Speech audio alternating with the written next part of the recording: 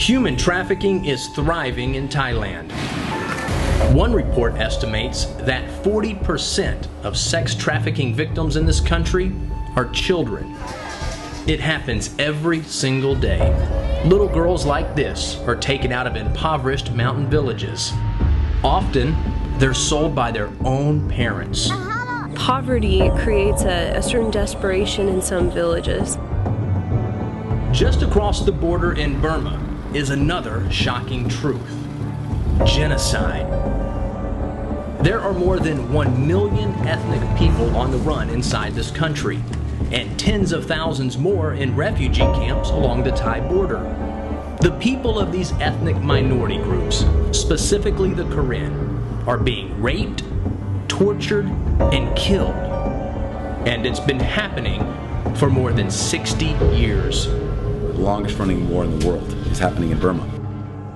Dave Eubank, founder of the Free Burma Rangers, has been running relief missions inside Burma since 1997. The story in Burma is a story of little kids who can be shot and killed, and the police don't come.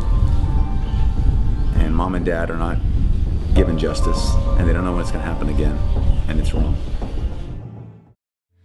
In the gunfire begins. In the gunfire rings. In the gunfire begins. And the gunfire rings. In the gunfire begins. And the gunfire rings.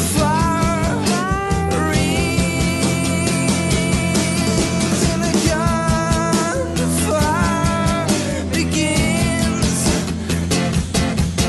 And the gunfire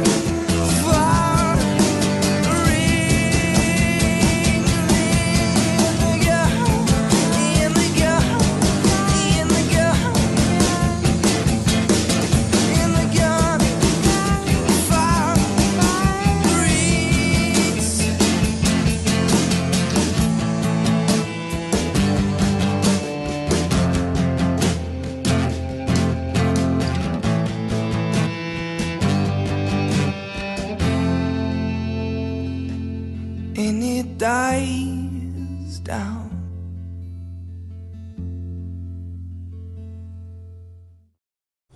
The problems are big, but they're not so big that we can't do something about them. What Ray and Candace are doing is creating a movement.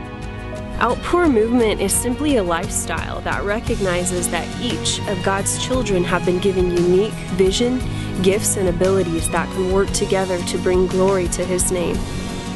It's not hard to look at the world and see all the problems, but we are not individually being called to save the world. God is calling us to look into our communities and see His heart for it. By pouring out what God has given us into our tribal indigenous brothers and sisters, as well as the Western staff and teams we partner with, we can do more. This is what makes Outpour movement work: relationships with the locals. And from these relationships comes a natural outpour of ministry.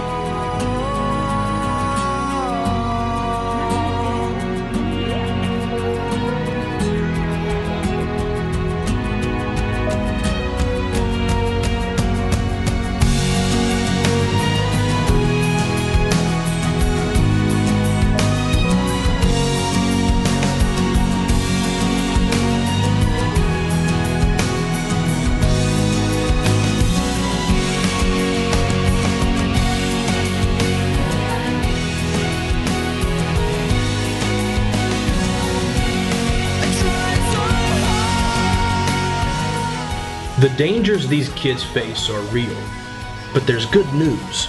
You can do something about it. The question is, will you?